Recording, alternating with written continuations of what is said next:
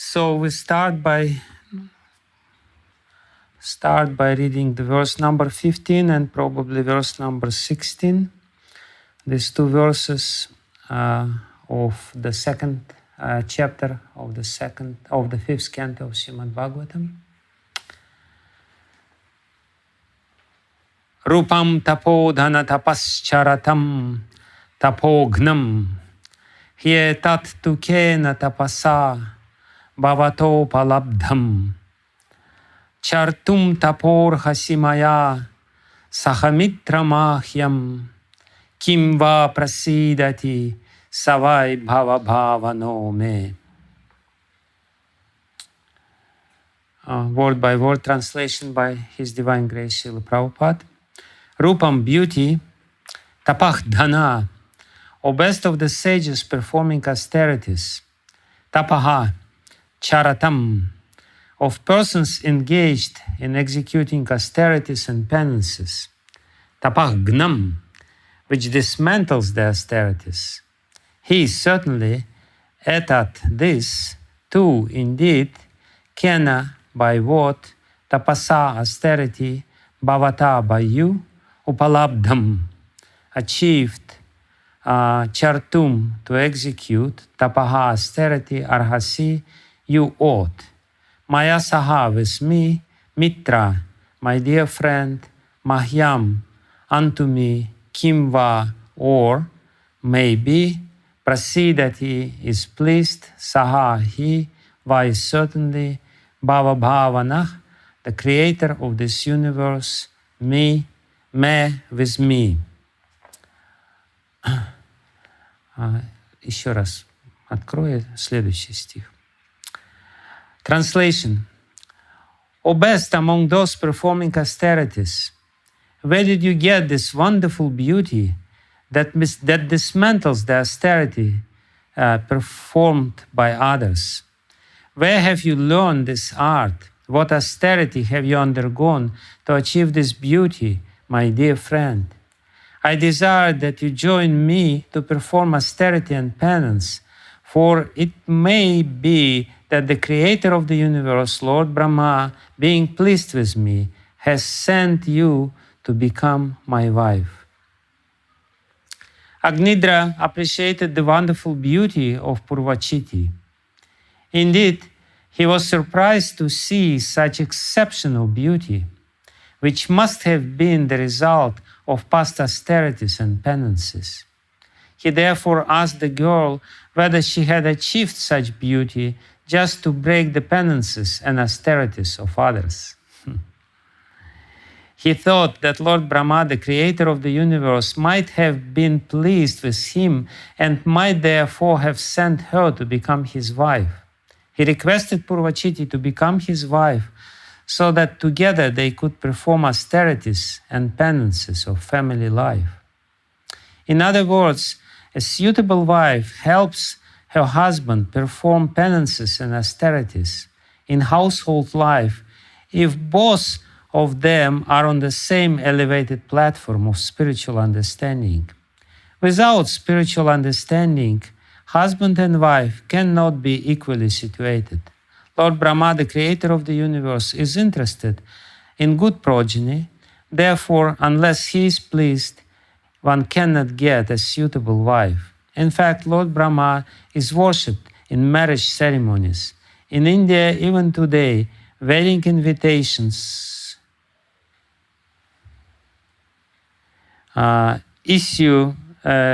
still issued with a picture of Lord Brahma on the face of the card.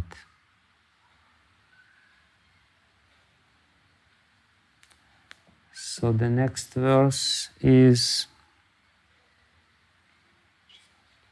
Да. Просто там что случилось.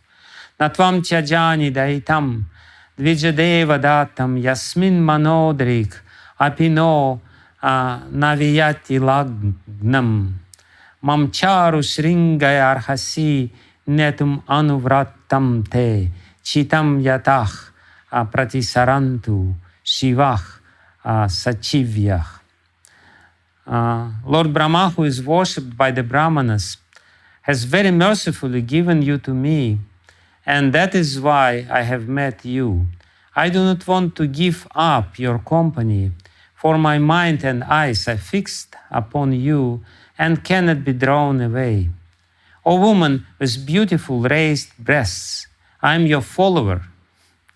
You may take me wherever you like, and your friends may also follow me. Purport by Srila Prabhupada. Now Agnidra frankly admits his weakness. He was attracted to Purvachiti, and therefore before she could say, "But I have no business with you," he expressed his desire to be united with her. He was so attracted that he was ready to go anywhere, hell or heaven, in her company. When one is absorbed in lust and the influence of sex, one surrenders to the feet of a woman without reservations. Srila Madhvacharya remarks in this connection that when one engages in joking and talking like a crazy person, one may say anything and everything, but his words will be meaningless. Srila Prabhupada ki jai. Namo Vishnu Padaya Krishna Prasthaya Bhutale Srimate Bhakti Vedanta Swami Niti Namine Namaste Saraswati Devi Gauravani Pracharine Nirvishesha Shunyavadi Paschatya Deshatarine Vanchakalpatarubhescha Kripa Sindhubhyeva cha Patitanam Pavanebhyo Vaishnavebhyo Namo Namaha. Jai Shri Krishna Chaitanya Prabhu Nityananda Shri Advaita Gadadhara Srivasadi Gaura Bhakta Vrinda. Hare Krishna, Krishna Krishna, Hare Hare, Hare Rama, Rama Rama, Hare Hare. Ajanulambit Bujok Nakavadatu Sankirtanai Kapitaro Kamalaya Taksha Vishwambaro Dvijavaro Yugadharma Palo Vande Jagat Priyakaro Karunavatara Yantah Pravishya Mamavachi Mamam Prasuptam Sanjivayata Kila Shakti Daraksvadhamna Anyamscha Hasta Charana Shravana Tvagadim Pranannamo Bhagavate Purushaya Tubhyam.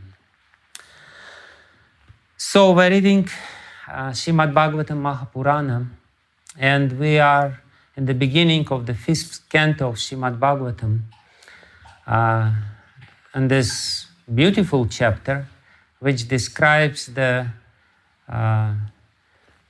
romantic relationship or falling in love of Maharaja Agnidra and heavenly Apsara Purvachiti. So let's first quickly remember what was there before in the Srimad-Bhagavatam and why we came to Srimad-Bhagavatam to understand this topic in the greater context of this book. The first 2 chapters of Srimad-Bhagavatam serve like introduction of Srimad-Bhagavatam. The first chapter explains the qualification of the listener and hearer of Srimad-Bhagavatam and methodology, how we should hear Srimad-Bhagavatam with utmost attention. And what is the result of hearing Srimad-Bhagavatam? Srila Prabhupada explains that by hearing Srimad-Bhagavatam, we can see Lord Krishna on every page. And he stresses very much the point of reading Srimad-Bhagavatam from beginning to end, not jumping to the 10th canto, which is supposed to be the essence of Srimad-Bhagavatam. Why not jumping? Because Srimad-Bhagavatam is gradually preparing us to understand the topic of the 10th canto properly. Otherwise, there is a great danger that we will interpret the stories of Lord Krishna as the stories of a great hero, of a historical personality, and the worst mistake which we can do is to identify ourselves with Krishna and be penetrated by the enjoying spirit of Krishna. So the first 9 cantos preparing us by clearing different difficulties, and the first canto is explaining how we should hear Srimad-Bhagavatam and what is the purpose of hearing Srimad-Bhagavatam.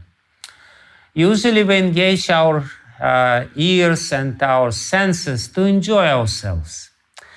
So Srimad-Bhagavatam is teaching us how to hear in a service mood. It's not so easy. It's not as easy as it may sound, because we used to employ our senses for the enjoyment, and the sense of hearing we always employ for enjoyment. And therefore, oftentimes when we come to Srimad-Bhagavatam class, we basically want to be entertained. And oftentimes the speakers of Srimad-Bhagavatam, feeling this sort of request or unspoken request or expectation from the audience, they try to satisfy this unspoken expectation, and they cut jokes and tell funny stories just to keep someone entertained. So the first canto of Srimad-Bhagavatam actually tells us that hearing Srimad-Bhagavatam is not the entertainment, not a spiritual sort of entertainment. Hearing Srimad-Bhagavatam is a very serious spiritual practice. And actually, it's amazing spiritual practice, extremely potent and powerful spiritual practice, which can change the direction of our life completely. Ultimately, what is the purpose of hearing Srimad-Bhagavatam? By hearing Srimad-Bhagavatam in the proper mood, by initially placing ourselves on a proper position, that this is my service to the Supreme Lord, we will be able to completely change our personality, our setup, our psychological nature, because now our psychological nature makes us enjoyers, and we try to enjoy everything, as Prabhupada said. We feel the lord of our survey. Whatever we see, we try to lord it over. So that's the first canto. Second canto goes into more details. It's still the introduction to Srimad-Bhagavatam, explaining the history of this book, how this book was transferred, and how this book appeared from the 4 verses which Lord Krishna himself gave to Lord Brahma. And at the end of this second canto of Srimad-Bhagavatam, there is a verse which explains the whole design of this book.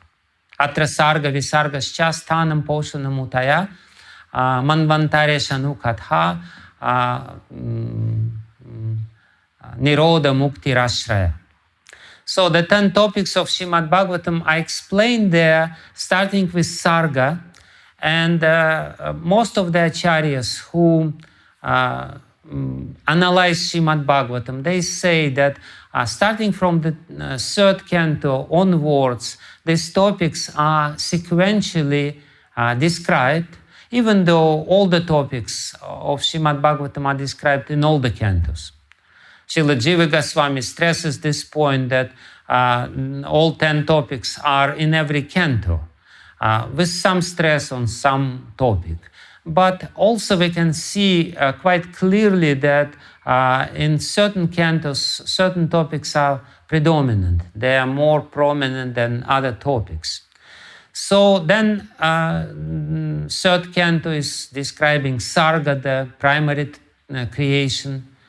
And the 4th canto is describing visarga, the secondary creation, the creation of the body of the living entities, and basically the rules how to live in this world according to our psychophysiological structure. And this 3rd and 4th canto are very important because they basically deal with initial attitudes which are there in every conditioned soul.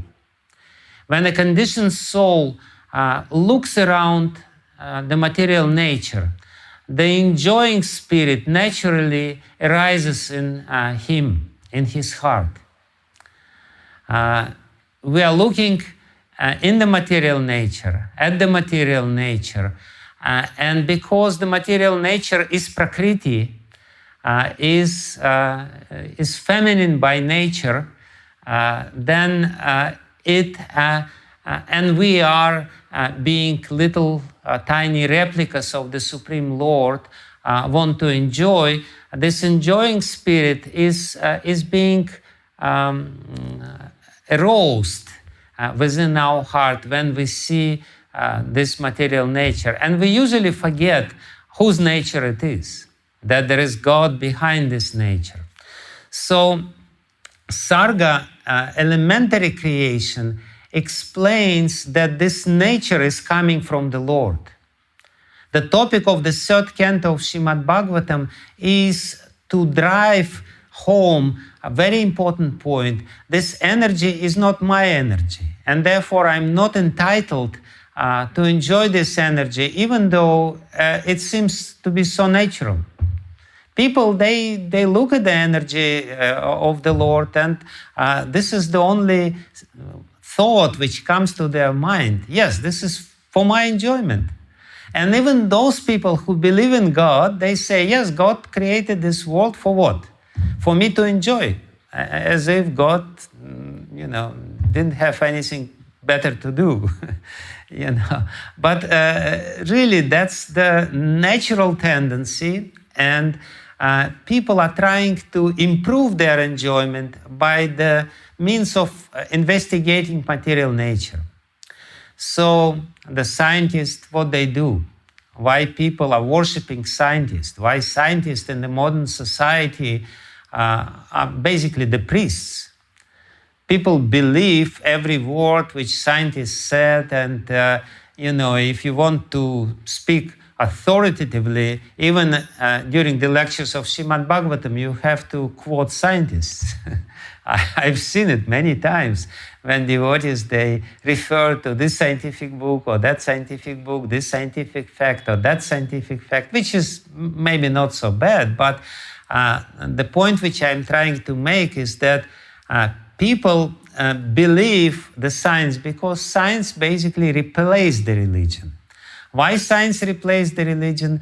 Because science gives the facilities to enjoy this material nature and promises to enjoy in the future even more without any impediments. That's the main promise of the science. We will invent different things to you so that you will be facilitated in your desire to enjoy, and we will reduce to the minimum all the negative elements in this material nature, and your sufferings will be reduced. We will conquer over all these diseases. We will basically, this world is not perfect in itself. We will make it perfect for you to enjoy. And this is a very good religion. So the third canto of Srimad-Bhagavatam is actually refuting this religion. The third canto of Srimad-Bhagavatam is explaining the ultimate cause of all causes, God, who is the cause of this creation, and reveals his purpose of creation. His purpose of creation is not to facilitate our enjoyment, but to liberate us from this spirit of enjoyment, and ultimately to frustrate us in this desire to enjoy this material world. This world is the place of suffering, not by mistake, because sometimes people say this, even those people who believe in God, that God created imperfect world, and we're here to make it more perfect, and God created us to make this world more perfect, which is completely insane.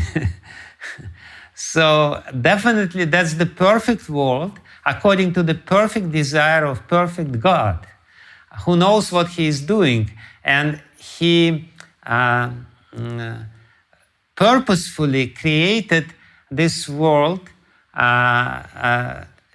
perfectly imperfect.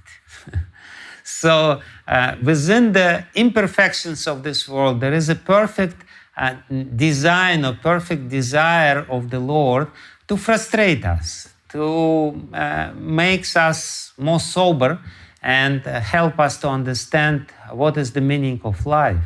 Therefore, there is death. Therefore, there are so many things which make us free from this inebriety of material enjoyment, of the spirit of enjoyment. So that's the third canto. And the fourth canto is refuting another misconception, little more higher misconception, the misconception of karma. What is misconception of karma? That's a Vedic misconception.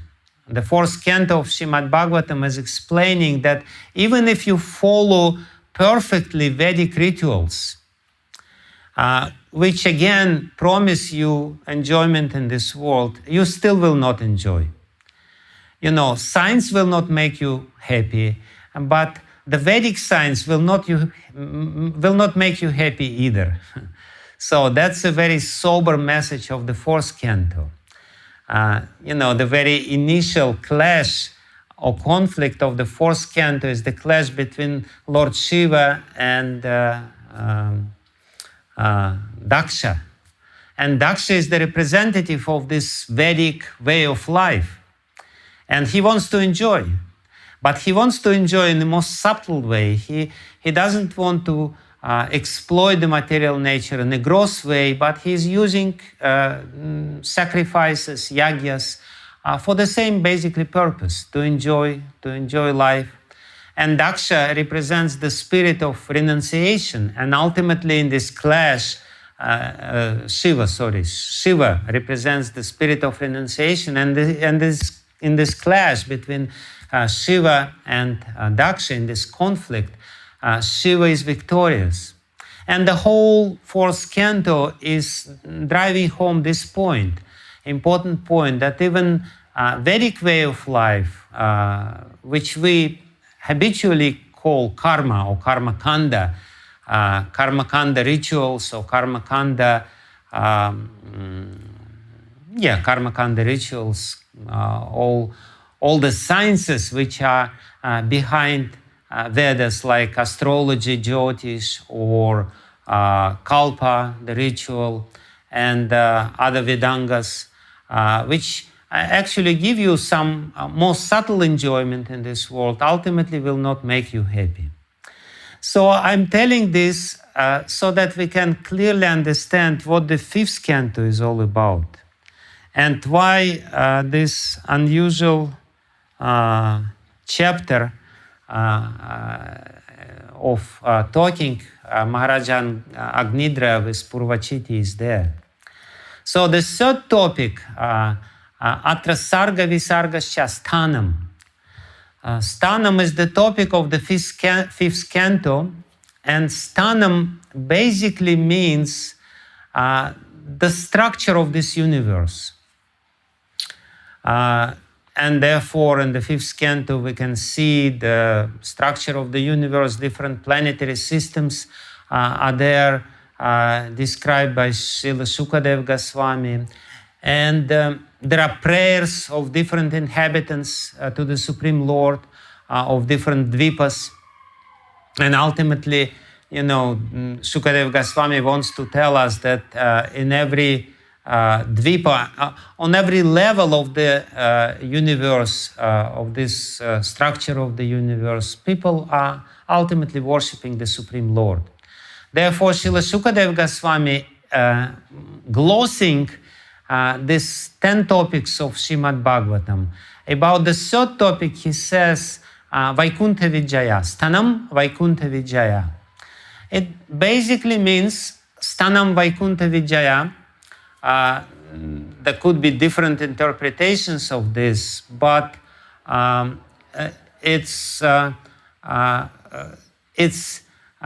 it literally means the victory of the Lord of Vaikuntha.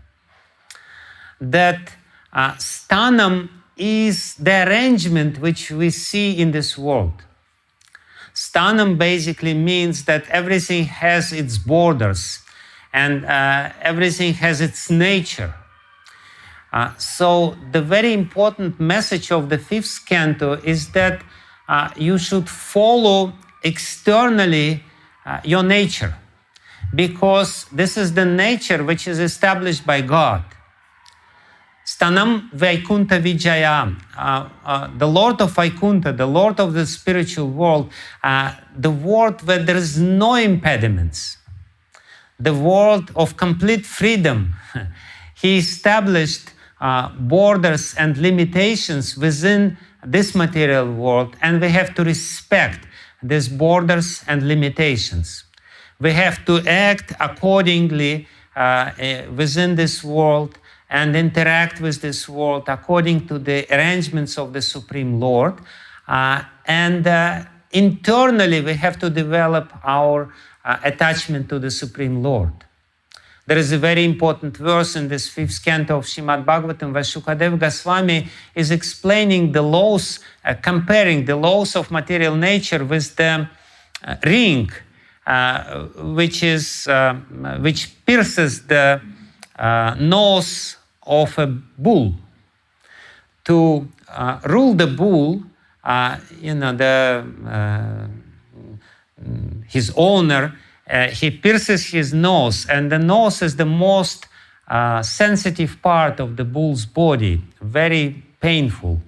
And therefore, when the owner of the bull wants to control him and to turn him in a certain direction, he just pulls ropes which are connected with this nose ring of the bull.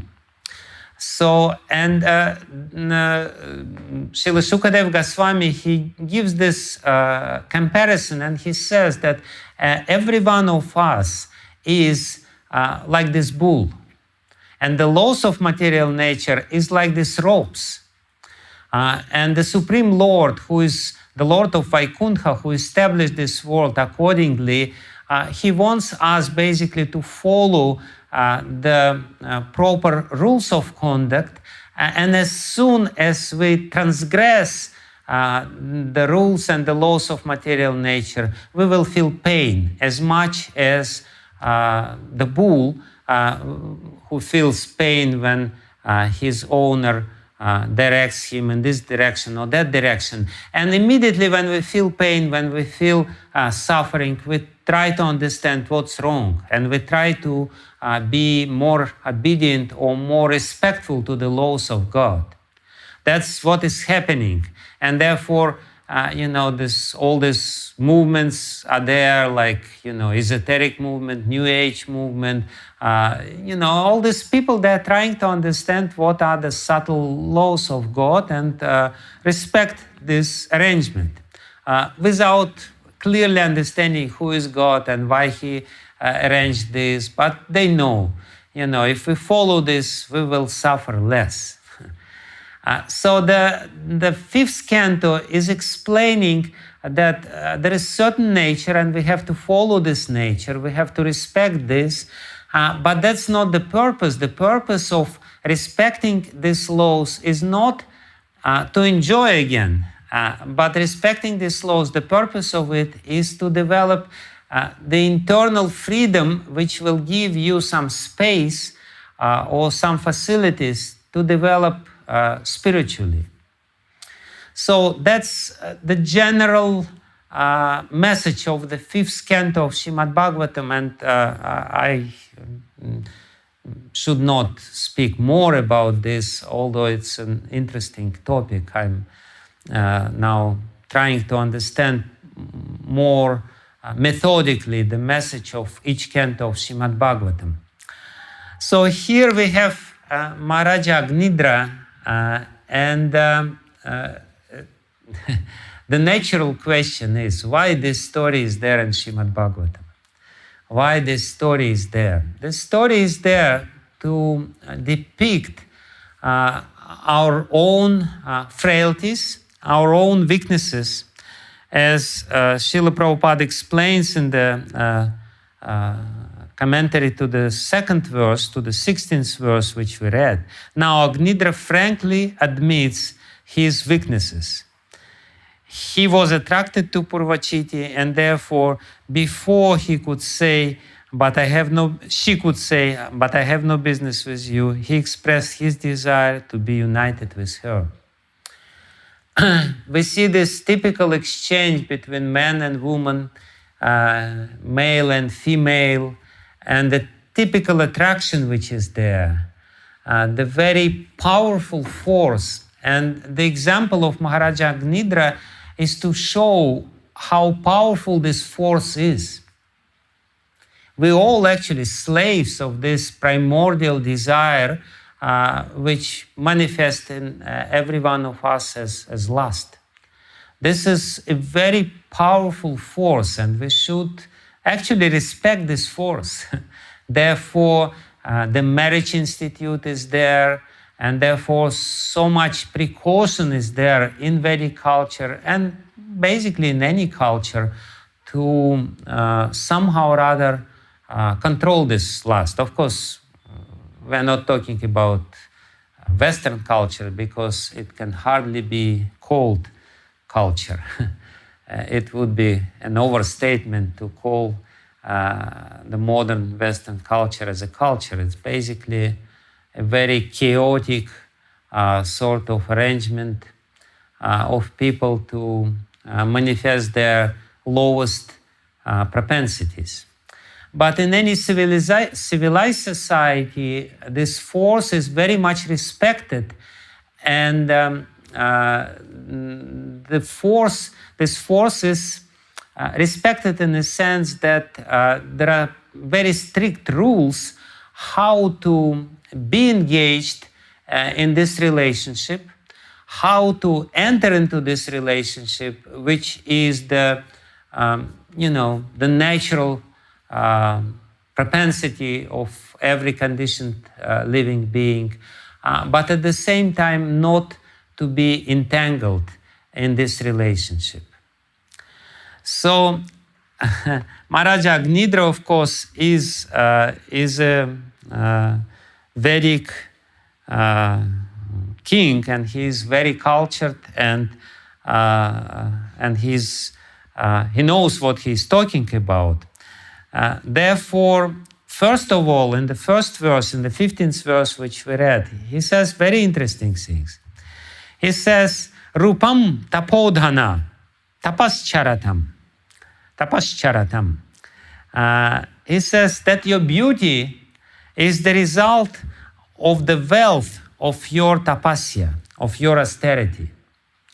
That's a very elevated concept, which is practically not known to the people of modern world.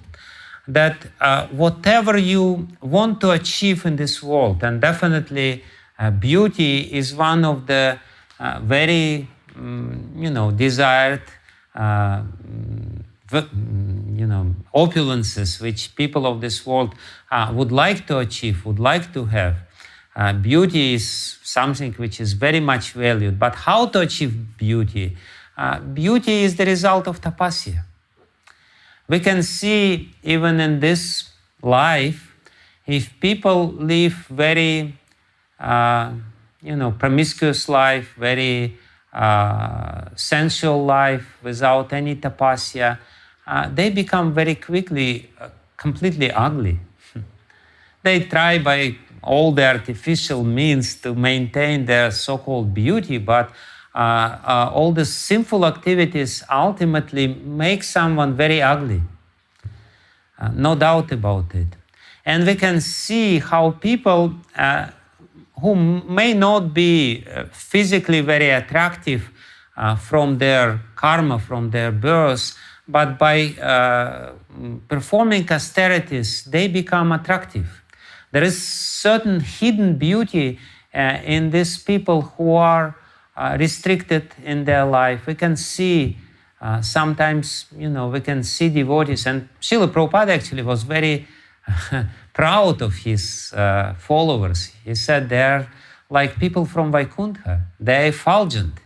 Why they're effulgent? Why they're so beautiful with shaven heads, with all this paraphernalia?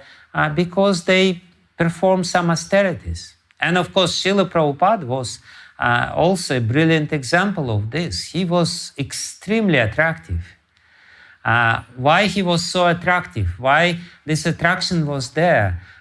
Because of tapodhanam, because of this wealth or opulence of tapasya, of austerity, which Srila Prabhupada performed during his life. And he's saying, where did you get this wonderful beauty? He's praising, and of course he's flattering to Purvachiti, but by flattering he's saying a very important statement, that if you want to achieve anything in this world, you should perform some austerities.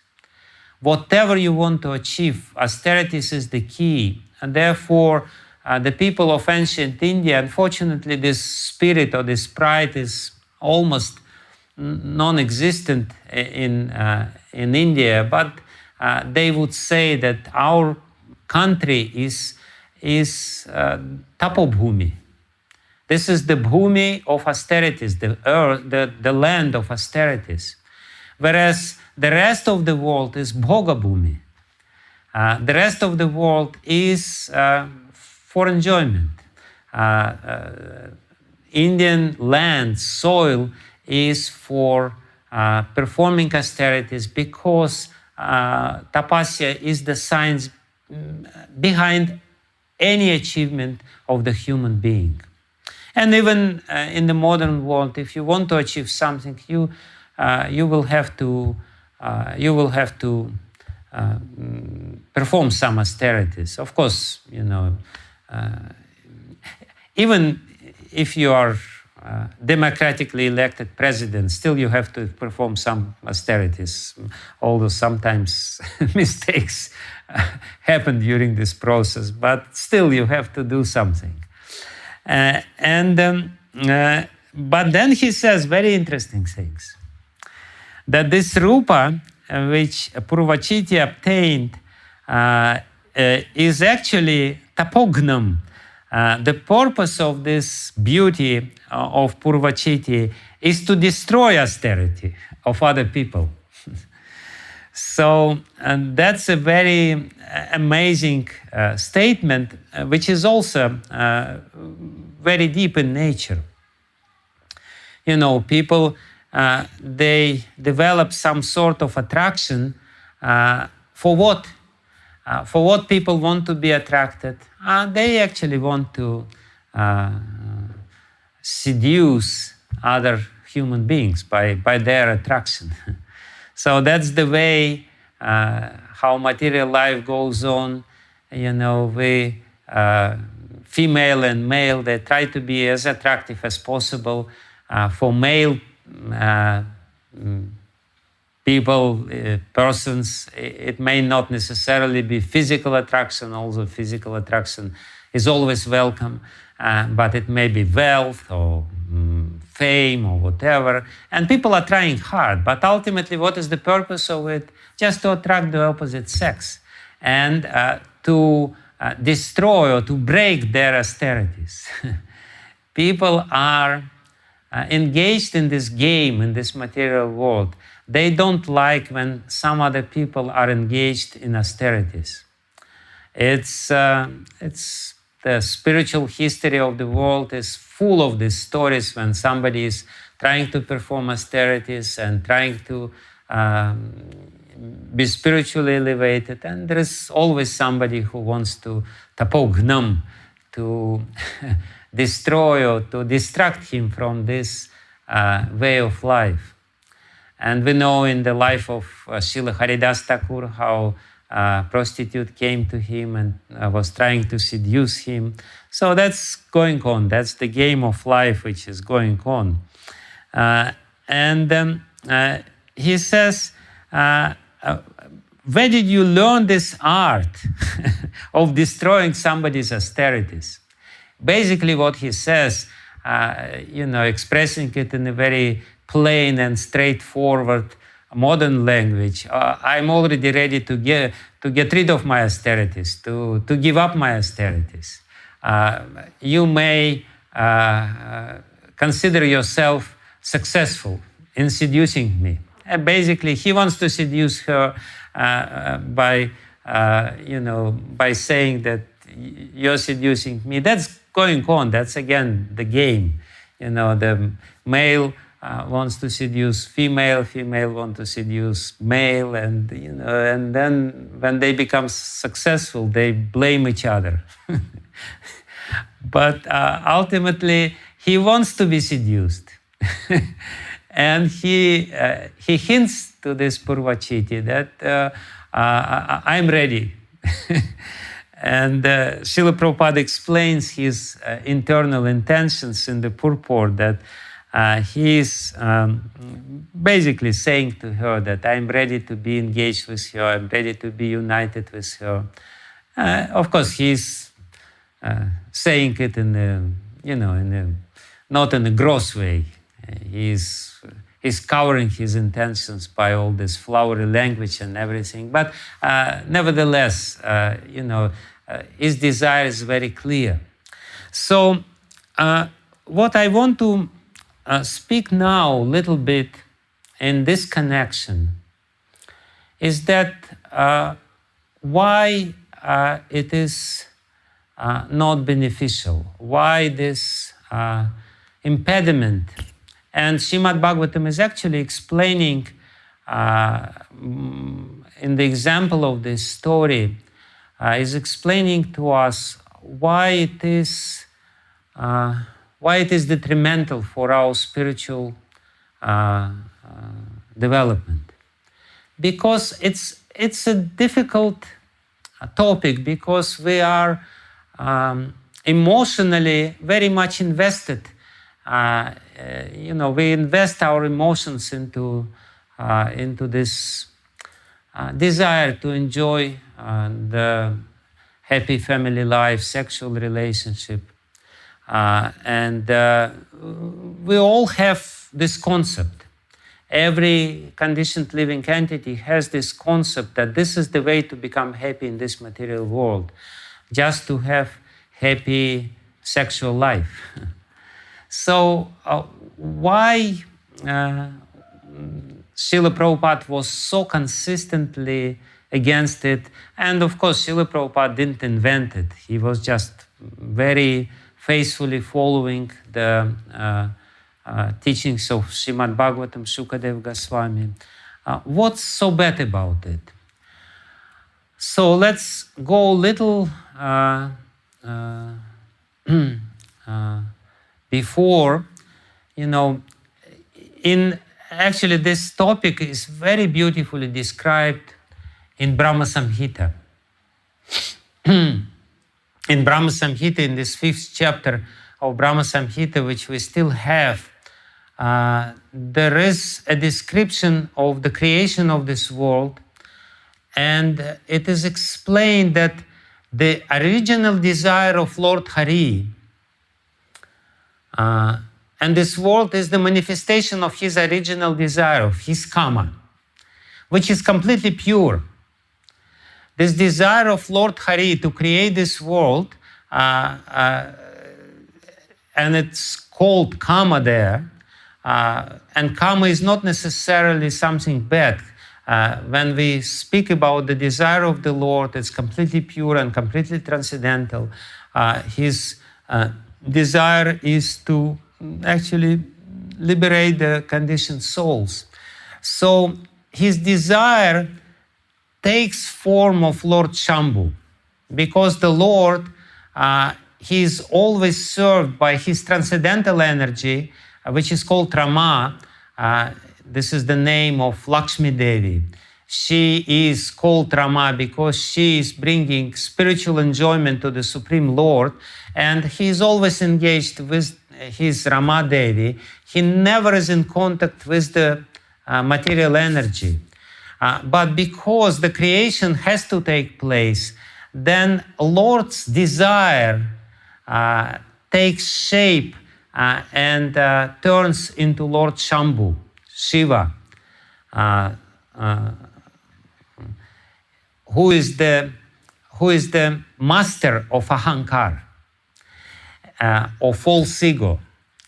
So Shambhu unites with the material energy, and this union of Shambhu with the material energy, he is lingam and material energy is yoni, actually impregnates by the union of Shambhu and yoni, the spirit souls impregnated into this material nature and ultimately develop their bodies with the same desire.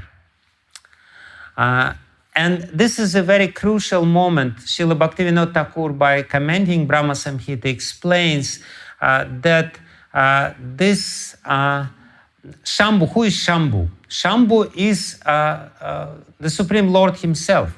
Kshiram Yathadadi Vikara Vishesha Yogat.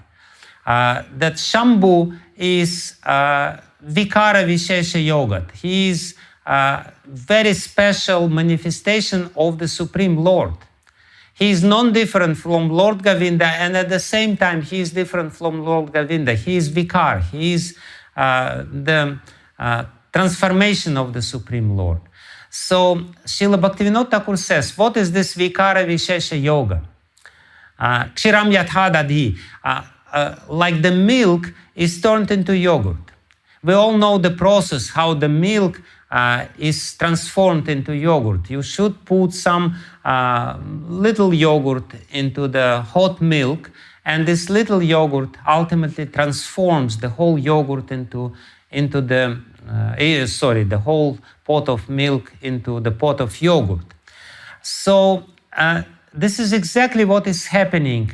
The Supreme Lord, by the contact with material nature, is transformed into Shambhu, and the Shambhu is different because he has the slightly different mood. And this mood is Ahankara. He is the Lord of Ahankara. And we all, being the result of this union between Lord Shambhu and the material nature, we all born with this Ahankara. And Ahankara means the spirit of independence. We want to be independent. And Ahankara is translated as false ego. Why it is translated as a false ego? Because this desire to be independent is false. Because we are not independent.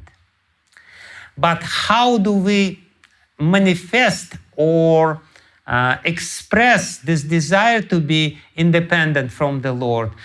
The main and the principal manifestation or expression of this desire of our independence is this sex desire.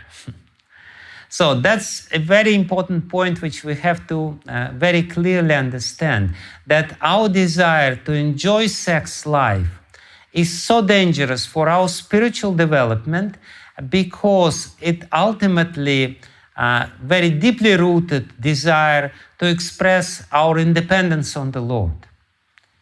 We are a rebellious soul, and we want to express our we want to prove our right to enjoy independently on the Lord by engaging in sexual relationship, especially if this is completely, nonsense sexual relationship.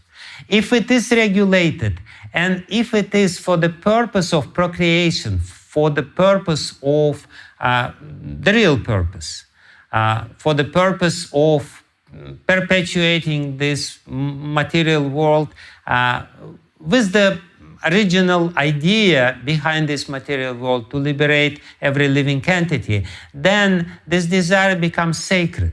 And therefore, the marriage institution is there to sanctify this tendency. But if we are expressing this desire without any limitations, without any respect to the laws of material nature, that's the very fundamental rebellious tendency of the living entity against the Lord. And therefore, any religion, the first thing which any religion has to do, if it's proper religion, I'm not talking about New Age movements or whatever, because they basically don't bother about these restrictions.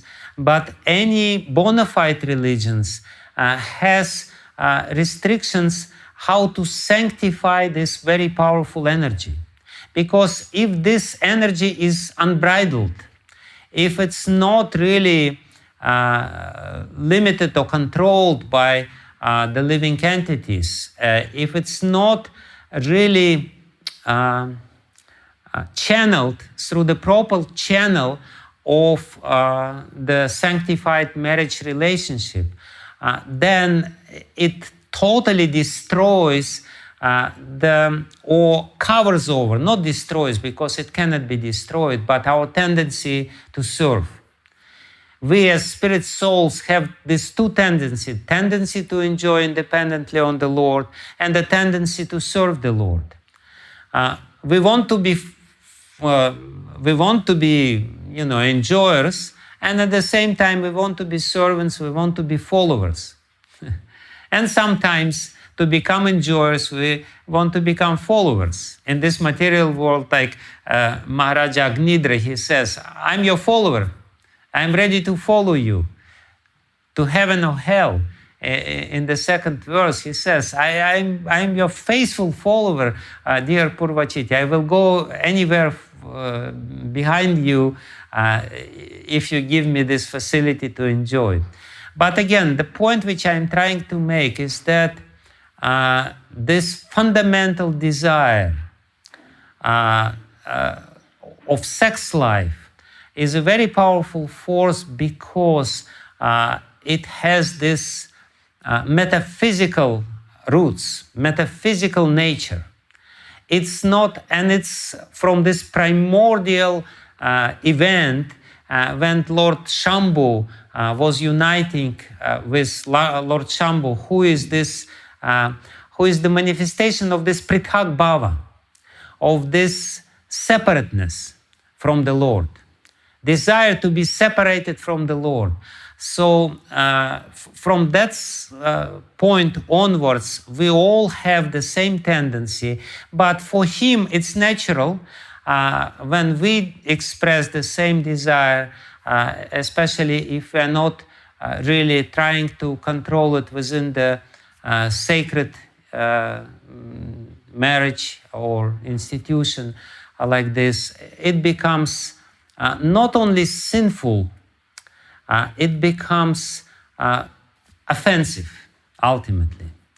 It becomes very, very, it becomes very detrimental for our spiritual development. It basically destroys not only tapasya, as Agnidra says here, but it destroys the very desire to achieve something spiritually, the very subtle sentiments which are there in every living entity, to be closer to God, to achieve some sort of spiritual advancement.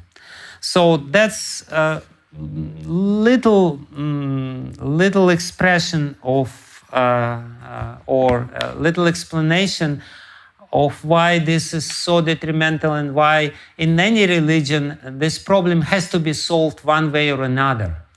How to control sex life. And of course, Vaishnava literature is very consistent in this regard. Sometimes, for the taste of some people, too consistent. But we have to understand the science behind it and then see how we fit into this science and how we can, really follow this without being too much entangled. But at the same time, we have to understand that this is, as Prabhupada explains in the commentary to the very first verse of Srimad-Bhagavatam, that this is the manifestation of Adi Ras. Why it is so powerful? Because it's a perverted reflection of our attraction to the Supreme Lord. That ultimately we are attracted to the Supreme Lord. And this attraction is, how to say this, may be viewed as kama. And this is exactly what Srila Rupa Goswami uses when he, in Bhakti Rasamrita Sindhu, calls the attachment of gopis of Vrindavan as kama. And in fact, Narada Muni also calls it kama, that you can be attracted to the Supreme Lord by so-called lust. But actually, it's not lust. We know it's real love. So, Srila Rupa Goswami, very interestingly, he describes in Ujjvala Nilamani the signs of this attraction.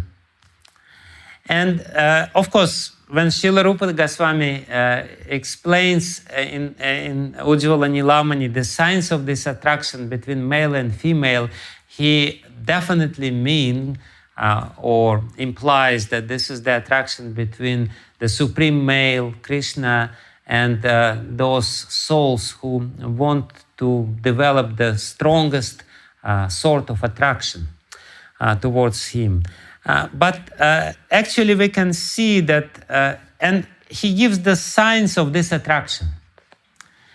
And we can see that the same signs of this attraction between male and female pervertedly expressed in this material world when the male and female bodies or male and female minds feel mutual attraction. So I wanted to read this 10 signs of developing so-called love in the material world, or 10 stages of developing love in the material world, which are the reflection of the original desire of the soul to be close to God. So it's very interesting and it's very relevant to this particular story. These 10 stages of the development of love starts with chakshuraga. First, attraction through the eyes. The initial attraction between male and female is just attraction towards the body, towards the beauty, and the attraction takes part in the eyes initially, chakshuraga. And therefore it is recommended that if somebody doesn't want to be sexually agitated or attracted, he has to be actually very chaste, primarily with his eyes. And we can see that those unscrupulous people who want to destroy the innocence of people, they put all kinds of so-called attractive sexual, pornography in the internet, so that this chakshuraga would be excited. So first is chakshuraga. First we see somebody and we see this attraction. Second is chitta sanga. The attachment of the mind. In the mind we feel, or in the heart, we feel some attachment. Initial attraction, it's not so strong, but if this initial stage of attraction develops further, then we feel chitta sanga, we want to associate more closely, we want to speak, we want to hear, and we feel the attraction within the mind. So then the third stage is sankalpa. Sankalpa means determination. Sankalpa means because of this attachment in the mind, the force within the heart becomes such a strong force that we determine by all means to achieve the desired object of our attraction. And then nidra cheda. Here you are, you cannot sleep.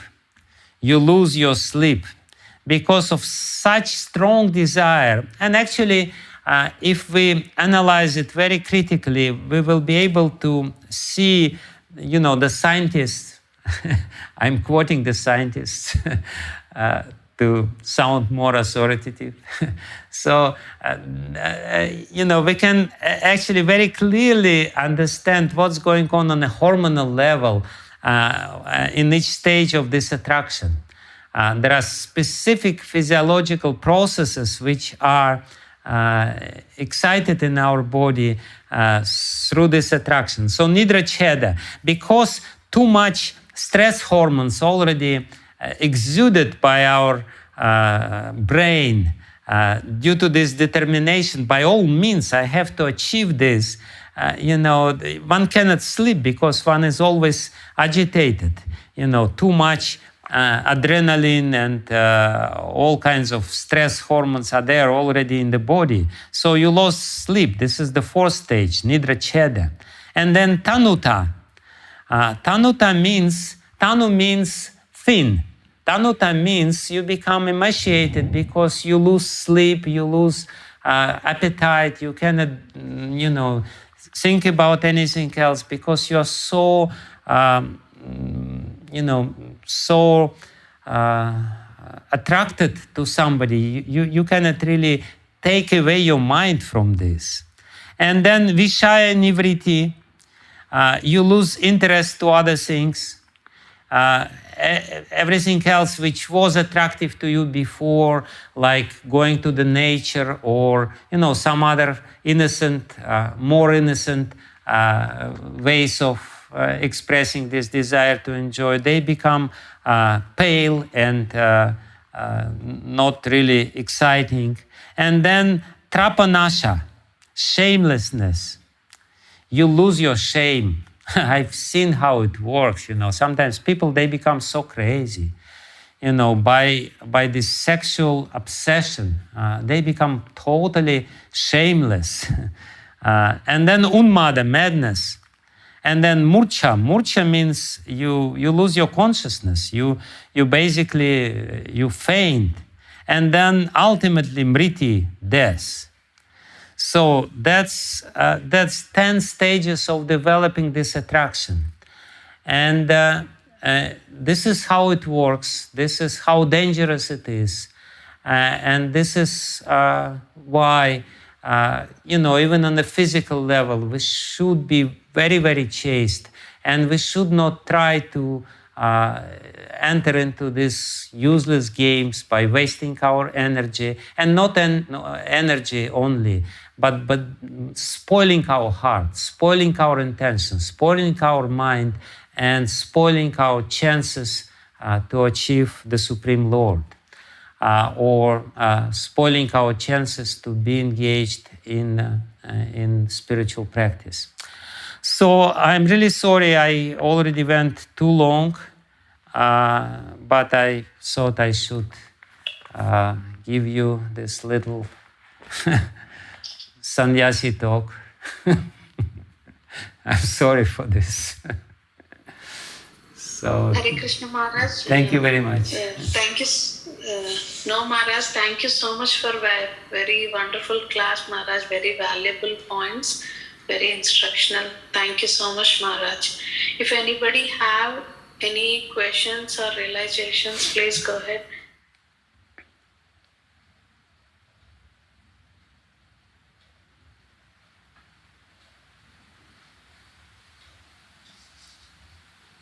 I guess everyone is shocked, trying to digest. Hare Krishna Maharaj.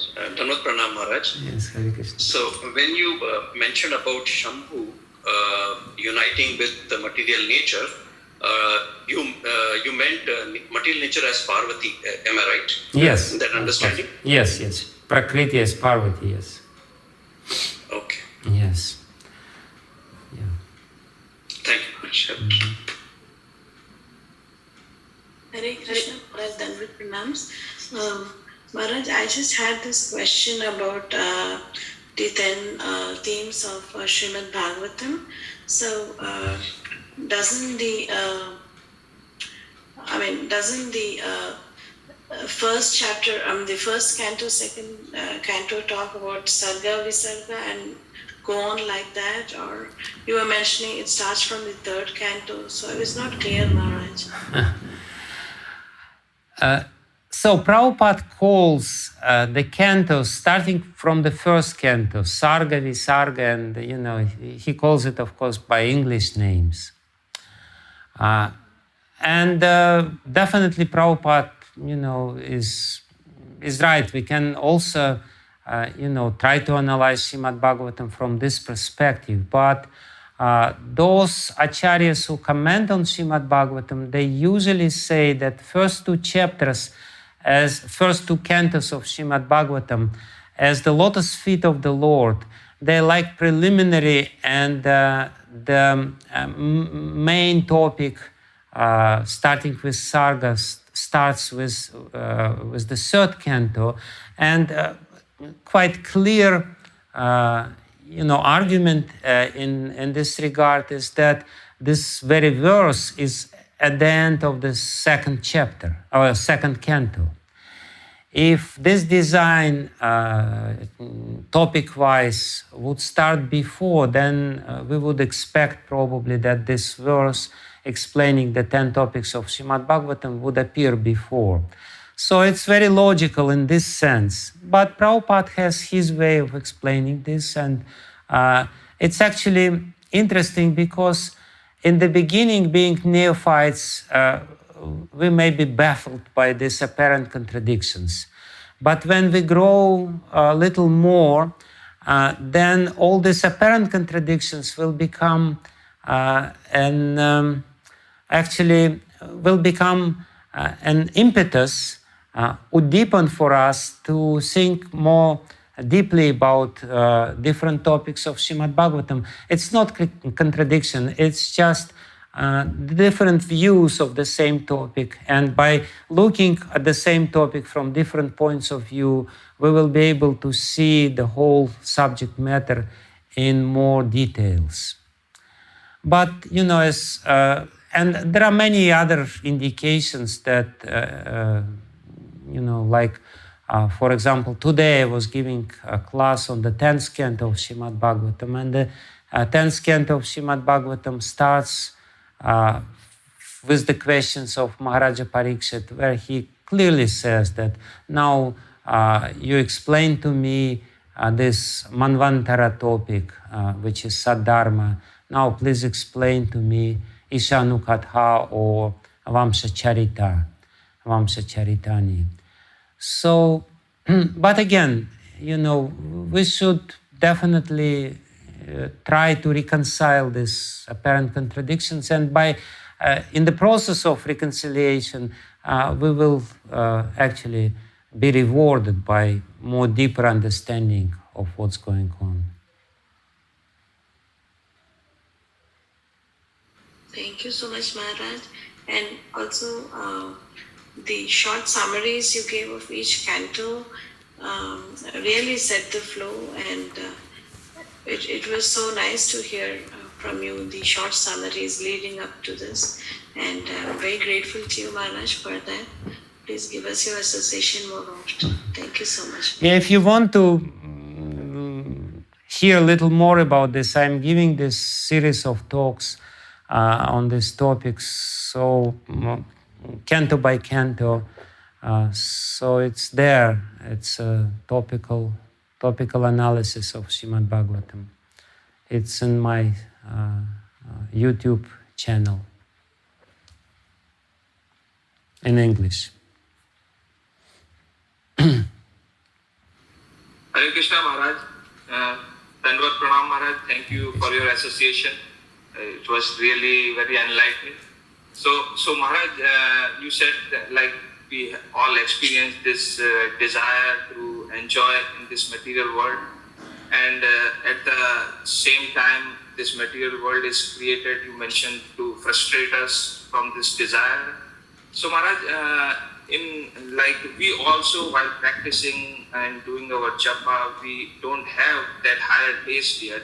We are still practicing, and sometimes these disturbing thoughts with whatever going on in the world, comes with the lustful desire. So Maharaj, how to reconcile that? Sometimes we feel very bad, while practicing. So, and therefore we have to be very careful. We are actually very closely connected with the material nature, and this close contact with material nature. Prabhupada said that we will have lust until we have material body. Material body means lusty desires, and may be expressed in a more subtle way, it may be expressed, and in material mind also.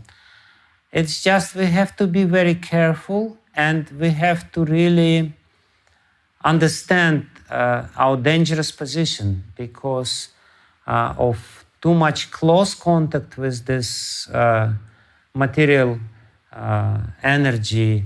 We're constantly agitated and excited about different plans and ideas of enjoyment, not necessarily sexual, but we always have these ideas, how I will enjoy in the future. I will go there, I will do this, I will do that, I will go for shopping, I will buy this or that. So, and by engaging in these thoughts all the time, we're nourishing our, material nature. And this chapter is about this because Maharaja Agnidra, he enjoyed with Purvachiti very properly, the proper family life, and she gave him 9 children, if I remember it correctly. But then she went back to her heavenly planet, and he was so touched. And he, as he says in these verses, I am ready to go behind you wherever you go. So he went behind her on the same planet when she was. So by contacting with material nature very intimately, we're always reinforcing this tendency. And we are nourishing this tendency, and we are nourishing our material nature. So we have to be careful, and we have to limit it. Of course, discipline of Krishna consciousness allows this contact by transforming this contact into the service, in the act of service, like we're hearing. But we are not hearing, we're consciously not hearing to enjoy, but we're hearing to serve and to understand deeper the topics of the Lord and to serve Srimad-Bhagavatam. So with this understanding, we have to hear. With the same sort of understanding, we have to eat prasadam. There is this little story from the life of Bhaktisiddhanta Saraswati, whose appearance day we celebrated recently. He was always saying that, who are you? Are you Drishya, the seen, or Drishta, the seer? That was his, as he said, contribution to the theology or philosophy of Krishna consciousness. So once a very scholarly and rich person came to Gaudiya Math and started eating rasagula, or malpura actually, malpura. And Ananta Vasudev, a close disciple of Bhaktisiddhanta Saraswati, he jokingly asked this man, who is eating whom? Are you eating malpua, or malpua is eating you? Meaning, what is going on at the moment? Yes, this is Mahaprasadam, but are you enjoying Mahaprasadam, or you allow Mahaprasadam, who is not different from Krishna, to enjoy you? By serving Mahaprasadam, by trying to understand the significance of this process. So habitually we enjoy Mahaprasadam, although as well as habitually we try to enjoy by coming to the Mangalarati, we enjoy the dresses of the Lord, and but it should be contrary. We come to Mangalarati to be enjoyed by the Lord. We listen Srimad-Bhagavatam to be enjoyed. This process of us hearing Srimad-Bhagavatam is the enjoyment for the Lord. The Lord is happy. And if we have this idea, then it will be successful. In the same way, when we chant Hare Krishna mantra, again, what is going on? Why I'm doing this? Because I want to bring some enjoyment to the Lord. Hare Krishna, Krishna Krishna, Hare Hare, Hare Ram, Ram Ram, Hare Hare. Not that I'm chanting Hare Krishna and I'm always thinking, when I will become happy. Prabhupada said, chant and be happy, and I'm not becoming happy. What's going on? What's wrong? Something is wrong, when it will bring happiness to me. No, but, as soon as you change your frame of mind, And I'm chanting, and because Lord wants me to chant, and because He becomes happy when He, as much as the father becomes happy when his little son says, Papa, Papa, or Prabhupada, Prabhupada. So the Lord becomes happy when we, in our broken language, pronounce His names. So if we have this understanding, then we nourish our spiritual nature. If we continue with the same attitude, habitual attitude which we have, then it will be detrimental. Thank you, Maharaj. Hare Krishna, Maharaj. Please accept my humble obeisances. All glories to Srila Prabhupada. Thank you for, I'm very appreciative of the way that you described that by following austerities, we develop internal freedom to go deeper in spiritual life. I really appreciated that point. And I also you also made the point about, you were speaking of destroying austerities, how sometimes others try to destroy austerities. And I was wondering, could we also look at that as a form of envy as well? Yes, absolutely. Absolutely. That's the manifestation of envy in this material world. When we see somebody is engaged in austerities, the initial impetus, no, he cannot do this. Yes, thank you for this. Thank you. Thank you again for the class. It was wonderful.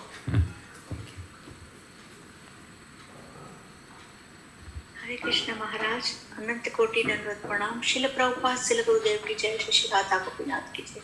Very, very inspiring class, Maharaj.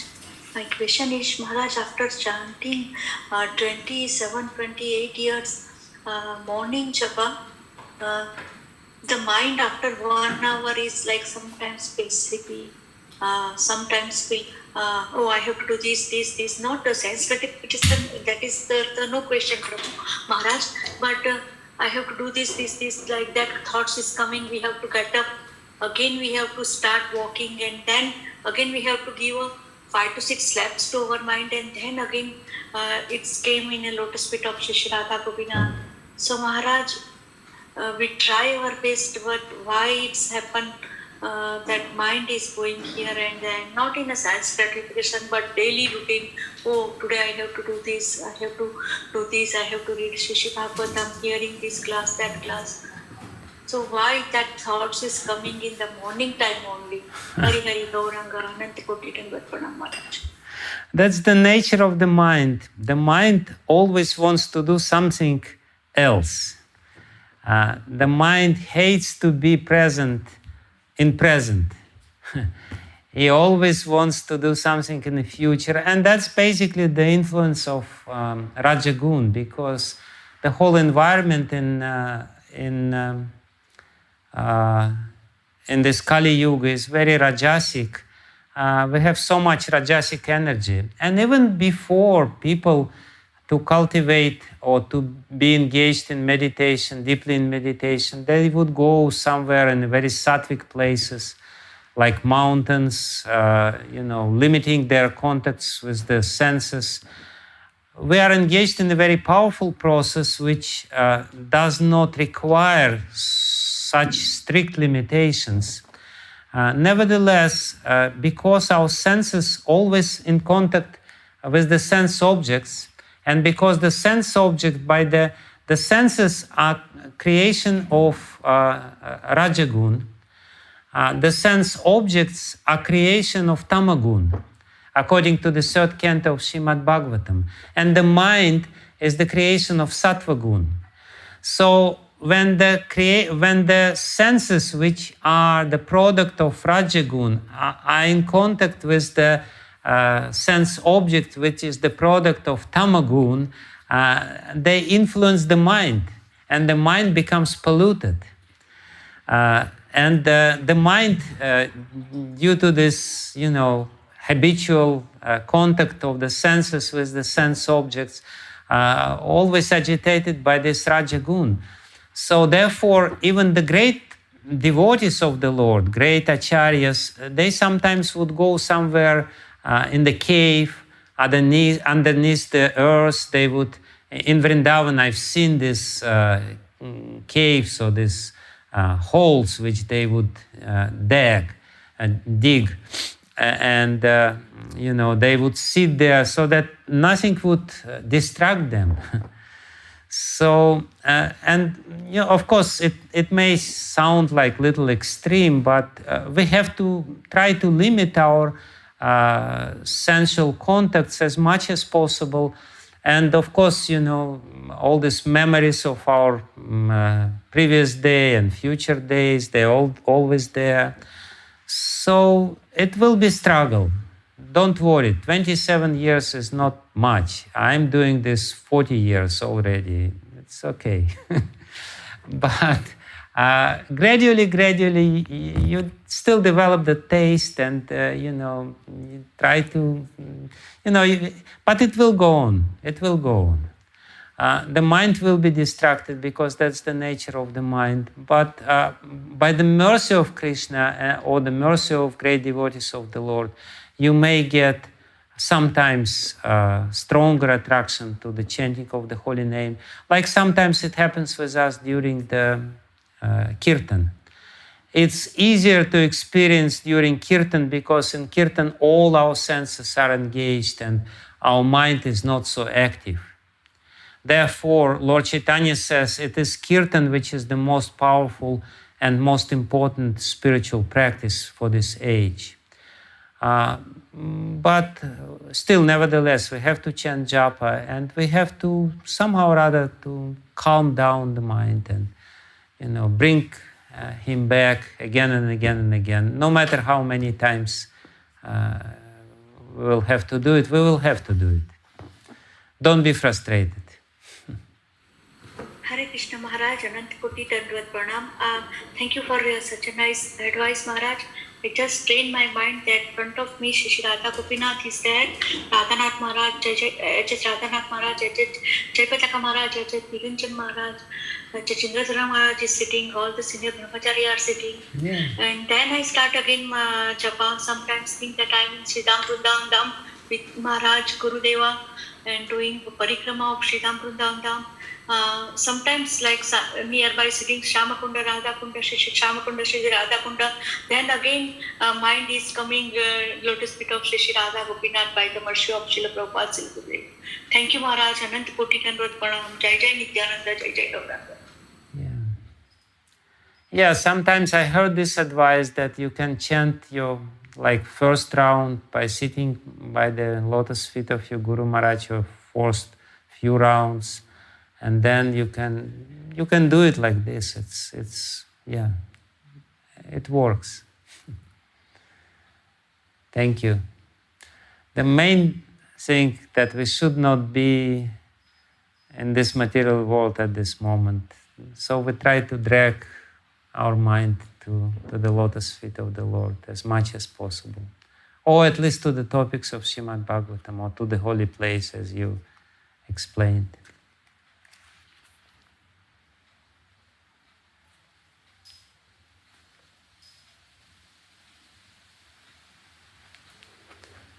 Okay, I guess we are finished. Hare Krishna Maharaj, please accept my obeisances of Prabhupada and Guru Maharaj. Thank you so very much for accepting our request and coming on the call, giving such a nice, nectarian, wonderful class. Maharaj, thank you so much. We are very, very grateful to you. Thank you very much. Thank you. Thank you. Thank you.